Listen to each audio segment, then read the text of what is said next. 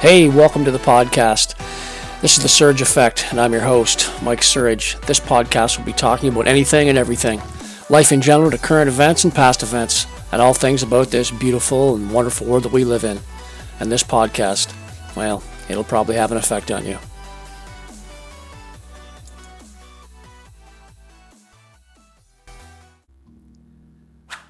Thanks for joining this episode of The Surge Effect. The message that I'm about to share with you today is about a man by the name of Dr. Wayne Dyer and his 5 lessons to live by. Over my life, I've listened to numerous people in regards to life and improving yourself and giving your ideas about your journey.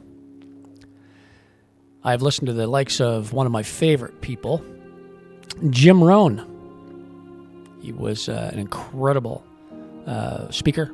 And he had a lot of great ideas about this life and what he learned in his life and what he did to help other people in this life. Zig Ziglar is another one I listened to. Napoleon Hill, Anthony Robbins, Les Brown, as well as this man, Dr. Wayne Dyer. So in this message, I'm going to talk, like I said, about the 5 lessons to live by.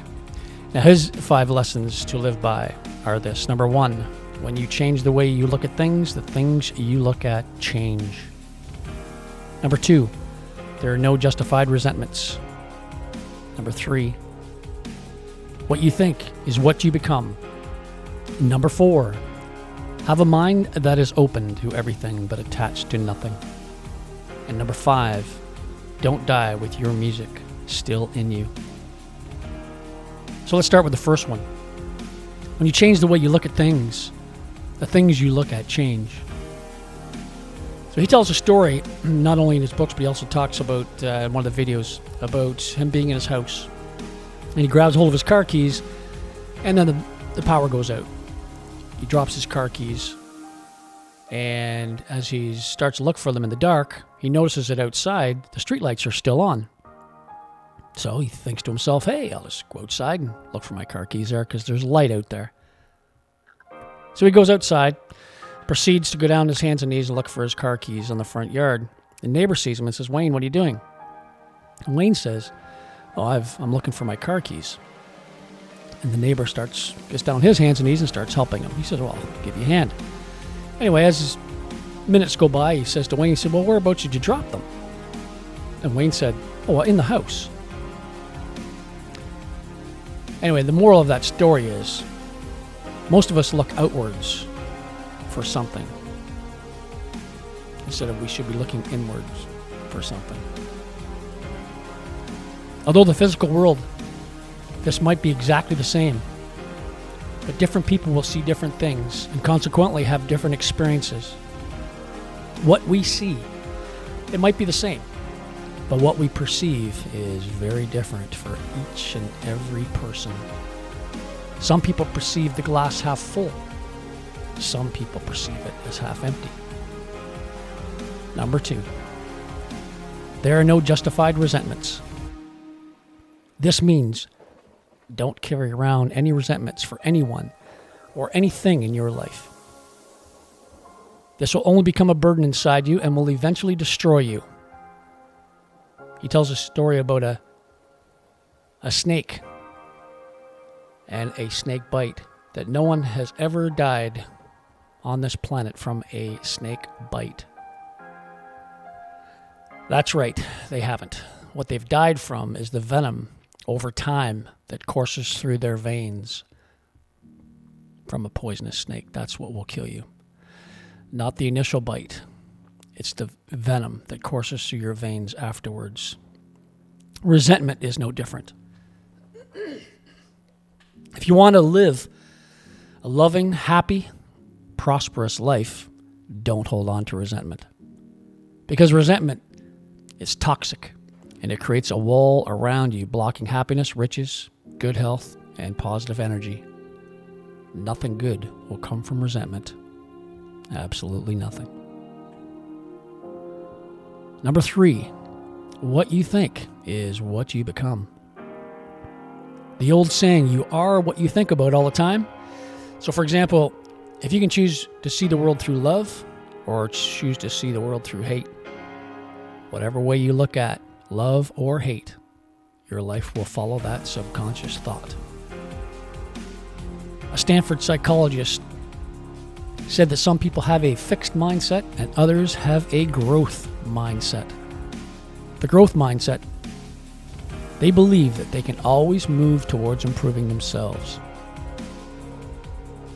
What you think is what you shall become in the end. Samuel Zulu. Number 4. Have a mind that is open to everything, but attached to nothing. This means to never find things offensive. Now, there are people out there that everything offends them. They find everything offensive. I'm sure you know these people. We've all ran into them. You know, the way people dress, their looks, their personality, different situations. The sun, the wind, the rain. It goes on and on and on. It's an endless list because they always look for something to be offended by. These people, they spend far too much time and energy on things that they shouldn't have any effect on them at all. I find that people focus way too much on desired outcomes, that they can block the progress of getting to what they want in the first place. It's not so much the ending, but the journey along the way. And what kind of emotional being are you going to be when you get there? Be mindful of your energy and how you spend it and how you release it. Number 5, the last one. Don't die with your music still in you. Very profound. When I first heard this and read it in his book, it really resonated with me. I believe that each and every one of us, we have a purpose on this planet, in this life. We all have music playing inside us. You should play your music to the world. Don't go through this life without playing your music. Don't end up at the end of your journey getting ready to leave this place and ask yourself a question. Did I live my life wrong? In the same vein to Wayne Dyer's quote above, the phrase could also be replaced with, don't die with your poetry still inside you. Or don't die with your book still inside you. Or don't die with your dance still inside you. Imagine, if you will, being on your deathbed and standing around all the ghosts of the ideas, the dreams, the abilities, the talents given to you by life. And that you, for whatever reason, you never acted on those ideas. You never pursued that dream. You never used those talents. We never saw your leadership. You never used your voice. You never wrote that book. And there they are, standing around your bed, looking at you with large, angry eyes, saying, we came to you, and only you could give us life. Now we must die with you forever. The question is, if you die today, what ideas, what dreams, what abilities, what talents, what gifts would die with you? That's a quote from Les Brown. Just an amazing, amazing man. Make sure you play your music. Make sure you play your music.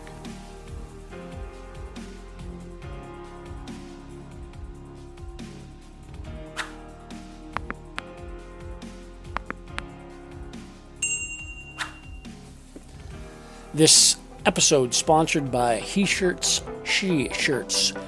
Go to www.heshirtssheshirts.ca. Just type in the letters TSA, the Surge Effect. When you check out, type in TSA for your coupon and receive 10% off your next purchase. Thanks for listening to today's podcast, everybody.